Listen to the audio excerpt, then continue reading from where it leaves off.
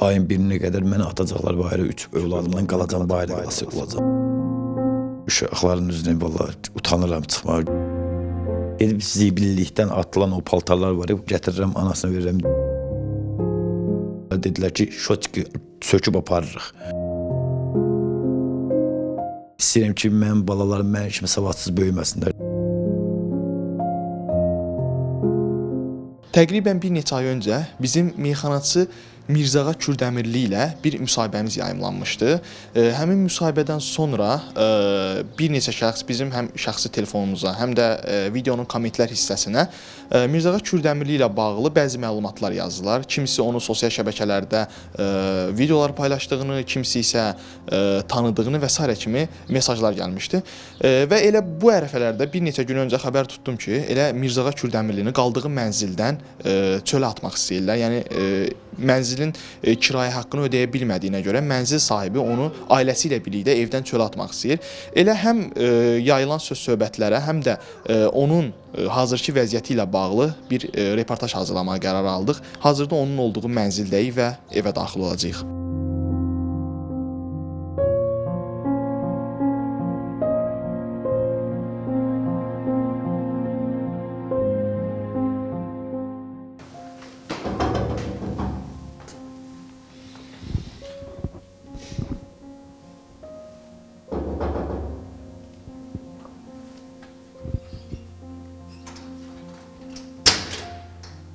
Gəlmək olar.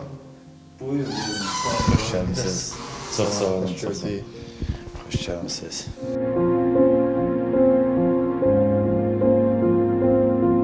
Mirzağa bəy, ilk müsahibəmizdən sonra nələr dəyişdi? Deyirsiniz ki, çöldə qalırıq, bir evdən atırlar. Doğrudurmu? Nə baş verir? Heç bir şey dəyişmədi. Yəni naborot belə deyirəm ki, yəni çətinliyə doğru gedirəm. Çünki dəmir işinə məşğulam indi hal-hazırda, dəmir zad da yığıram. Vallahi çətinlikdə bir gün olur, bir gün olmur qazanc. Bu dəqiqə hal-hazırda vəziyyətimiz, durumumuz çox pisdir, qəlizdir. Çünki 4 ayda evimin kirayəsi, süpərəsi yığılıb verə bilmirəm, imkanım yoxdur, çatdıra bilmirəm. Biraz tükan borcları var, o yandan sıxır, nə bilim, kommunallarım yığılıb, hamısı süpərəsi yığılıb. Yəni çünki 3 dənə uşaqdır, xəstə uşaqlardır. Ağzına çatdıra bilmirəm. Çünki belə deyim də yeməklərini çatdıra bilmirəm. Onda qalmış, yəni mən kirayəni şey deyim. Mən də istəyərdim ki, inşallah mənə biraz dəstək olsunlar. Bu təqribi nə qədər borclar var ümumi olaraq? Market, kommunal və digər borclar. Ümumi digər borclarla bir yerdə hesablasam 9.000 manata yaxın borcum var. Amma mənim bu dəqiqə vacib olan borclarımdan biri ayın 1-nə mənə yəni vaxt veriblər. Ayın 1-i məni bu evdən yəni bayıra atacaqlar. Çünki evin kirayəsi yığılıb 4 ay üstbəyiz. Mən evin kirayəsini verməliyəm və kommunalları verməliyəm ki, mən burada qala bilim. Yəni özünüz gördüyünüz kimi birinci mərtəbədir, nəmişlik olan yerdir, nə bilim. Allah sanki buranda mənə çox görür, qurban. Nə qədər kira ödəyirdiniz? 200 manat aylıq kirayı ödəyirəm. Kommunal zat gəlir çıxır hardasa 300 manata ümumilikdə, yəni hamısı bir yerdə. Yəni çatdırmaq olmur da. Bəs öz dolanışığınız təqribən nə qədər eləyir ki, aylıq dəmir yığıb satırsınız? Təqribən nə qədər aylıq qazanc əldə edə bilirsiniz bu yolla? Uzağı 500, 600, 450, nə min olur 300, bilmirəm də, yəni gündən günə fərq olur. Elə olur ki, heç olmur, elə gün olur ki, olmur. Yəni uşaqların üzünə vallahi utanıram çıxmağa, gözləyirəm çöldəki uşaqlar yatsın, sonra gələrəm evə, yəni atı nə almısan deyəndə adam üzü utanır, evə girəndə istər-istəməz. Hüseyndir adı, balaca oğlumdur və böyük oğlum Həsəndir, bir də Rabiyə. Qızımın adı da Rabiyə. Bunun 11 yaşı var, 9 yaşı var Həsənimin və 8 yaşda Hüseynimindir. İnan Allaha imkansızlıq ucbatından heç bunları yəni məktəbə qoya bilmirəm. Çünki əyinlərin, başlarının pal-paltar var. Mirzağa bəy, biz ilk videomuzu paylaşdıqdan sonra bizə bəzi mesajlar gəldi. Həm videonun kommentlər hissəsinə yazırdılar, həm bizim şəxsi mobil şirkətin telefonuna yazırdılar ki, Mirzağa TikTokda canlı açır, pul falan istəyir və meyxana deməyə çalışır. Biraz açıq belə deyək də, biraz səviyyəsiz canlı yayımlar açır falan kimi bəzi sözlər və müraciətlər gəlirdi bizə. Mən səviyyəsiz canlı açmamışam, deyib gülmüşəm, əyləncəli canlılar aparmışam, zarafatçıl insanam, deyib gülməyi sevən insanam. Hə, zarafat, yəni nəsə bir canlı açmışam, şou yaratmağa çalışmışam və mənim izləyicilərim məni o şoundan seviblər və bu günlərim TikTok platformasında 73 min yəni izləyici kütləm var. Yəni yəqin ki, sevməsəydi bu boyda insanlar ağılsız deyil ki, mənə takib atıb məni izləsinlər. Var. Yoldaşım da xəstədir, bunu müalicə etdirə bilmirəm, böyrəyi xəstədir.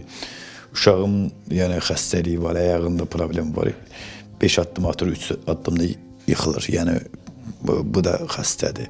Gedib zibillikdən atılan o paltarlar var, qutular. Onlar işlənmiş paltarlar gətirirəm, anasına verirəm, deyirəm, uşaqlar lüt qalmasın. İndi ev yiyəsi sizə nə deyib son qərarda? Ev yiyəsi mənə deyib ki, ayın birinə qədər sənə vaxt qoyuram. Yəni dünənlərimdə Allah and olsun evin belə deyim də kommunal belə işıq pulundan gəldilər, dedilər ki, şotki söküb aparırıq. Hə, 200 manat işığa borcum var, 110 manat qaza borcum var, ev yiyəsinə də 800 manat verəcəyim var. Mən bunları verməsəm, ayın birinə qədər məni atacaqlar bayıra, 3 övladımdan qalacam, bayıra qalası olacam. Yəni mən də buradan üzümü tuturam ki, yəni imkanlı şəxslərə, əgər imkanınız varsa, mən bir dəyər, dəstək verin, xahiş edirəm, balalarım çöldə qalmasın. Bəs çölə atılandan sonra gedəcəyiniz bir yer yoxdurmu? Öz yaxın qohumum elə bir insanım yoxdur ki, ətrafında mənə gəlsin, qolumdan tutsun, desin ki, Mirzəğan narahat olma, bu günlərim sən çöldə qalmayacaqsan. Mən varam sənin arxanda. Elə bir şəxsim yoxdur mənim yanımda. Bəs bu ata, ana siz tərəfdən? Ata, ana var, onlar da yəni kasıb bir insanlardır. Uşaqlıqda elə ailəni özüm dolandırmışam. Körpəlikdə Həsən boyluydu, Hüseyn boyluydu, mən butulka daşıyırdım. Ailə uşağı mən dolandırdım. Çünki mən kasıb bir ailədə dünyaya gəlmişəm. Yəni atadan, anadan nə umum? Bu dəqiqə atamın, anamın, yəni özüm mənə ehtiyacı var. Deyirəm, bir şey mənim diqqətimi çəkdi. Hazırda aprel ayının 29-udur və hava soyuqdur tədricən. Evi isitmək üçün elektrik sobasından istifadə edirlər. Bu həm elektrik pulunu da çox yazır, həm də mən bilmək istəyirəm qışdan bəri siz sadəcə bir dənə elektrik sobası ilə isinirsiniz bu evdə. Bəli, çünki uşaqlar o birisi otaqda, böyük otaqda yatırlar. Bunu mən orada uşaqlar yəni isinməsi üçün O qarda, o qışda, soyuq keçiddə, qarlı havada falan. Bəli, ondan istifadə eləmişəm. Övladlarım xəstələnməsin deyə başqa çarəm olmayıb. Neyim? Ev çox soyuq olur, nəmişlikdir. Birinci mərtəbədir, yəni rütubətli yerdir. Bilmək istəyirəm ki, uşaqlar dərsə gedirmi, məktəbə öz təhsilini davam elətdirirmi? Məsələn, uşaqların səhv eləmirəmsə birinin 9-dur, ikisinin 8 yaşı var. Xeyr. Getmirlər. Bunun 8 yaşı var, bunun 9 yaşı var Həsənin. Siz məktəbə getmək istəyirsiniz? Getmək istəyirsən məktəbə? Getməmsən heç vaxtda? Getməmişəm. Niyə getmirsən? Çünki məktəb pulludur. Məktəblər pulsuz axı, məktəbdə elə bir pul istəmirlər. Pulsuz məktəbə getmək. Bəs əyən başına almaq lazımdır. Bunlar hamısı yəni ruskası var, dəftəri var. Pulsuz sesini yoxdur burada. Yəni özünüz bilirsiniz ki, yəni pulsuz sesini yoxdur. Yəni pullu olsaydı, pulsuz olsaydı əlbəttə ki qoymuşduq. Məktəb paltarlar lazımdır. Yazıb oxumağı bilirsən sən? Bilmirəm. Hərfləri tanımırsan heç bir hərfi? Bir dənə hərf tanıyıram. Hansı hərfi? A. Başqa heç bir hərf tanımırsan? Birisini də tanıyıram. T. T hərfi? T. Oxumaq istəyirsən məktəbdə? Bəs sən böyüyəndə nə olmaq istəyirsən? Polis. Polis olmaq istəyirsən? Sən nə olmaq istəyirsən? Doktor. Həkim? Balsa? Mən də həkim. Həkim olmaq istəyirsən sən? İnşallah Allah qoysa arzusuza çatarsın hər biriniz. İmkanlı qardaşlardan biri çıxır, mənə bir iki sot torpaq verə, balalarımı yığan başıma, mənim canım da, uşaqların canı da kirayədən qutara bir yerdə məskunlaşaq və qeydiyyata salım uşaqları. Bir dəfəmlik uşaqları mən məktəbə qoymaq istəyirəm. İstəyirəm ki, mənim balalarım mənim kimi savadsız böyüməsinlər, çünki bunların gələcəyi var. İstəmirəm də, mən savadsız böyümüşəm, sabahlarım balalarım Yəni pis günlərdə yaşasın. Və bir şey mən bir şey diqqət çəkdim ki, Mirzağa bəyin həyat yoldaşı da bu gün hazırda olduğumuz evdədir, lakin o kamera qarşısında görsənmək istəmədi, kamera qarşısına çıxmaq istəmədi. Sadəcə mən həqiqətən burdakı şəraitə baxdım və burdakı şəraiti gördüm. Yəni açığın demək lazım olarsa, həqiqətən o xanım, o qadın bu gün yəni bu şəraitdə dözürsə, bu şəraitdə dözüb oturubsa əgər halal olsun. Çünki biz istər kütləvi informasiya vasitələrində, istərsə də bir sıra xəbər portallarında biz demək olar ki, hər həftə, hər ay bir xəbər eşidirik. Bir qadın evdən qaçdı, bir gəlin evdən qaçdı, tapa bilmirlər. Bizim bir sıra verilişlərə çıxırlar axtarış adı ilə.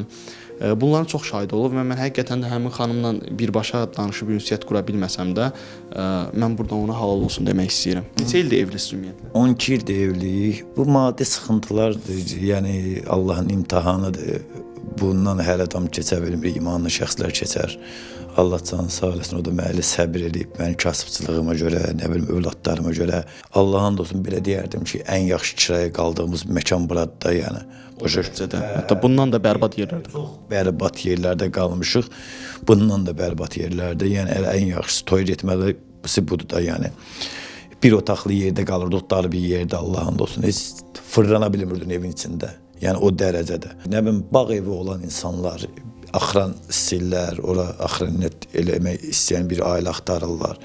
Hə, belə bir işlə mənə təmin eləsələr, aylıq maaş kəssələr, mən də balalarımı yığaram başıma. Bilərəm ki, evə kirayə vermirəm. Buranın kirayəsi ilə üzləşib gedib qalaram, balalarımı yığaram başıma, qazandığımı, yəni balalarım üçün ruzi olaraq alaram, bir ərzaqınızı alın.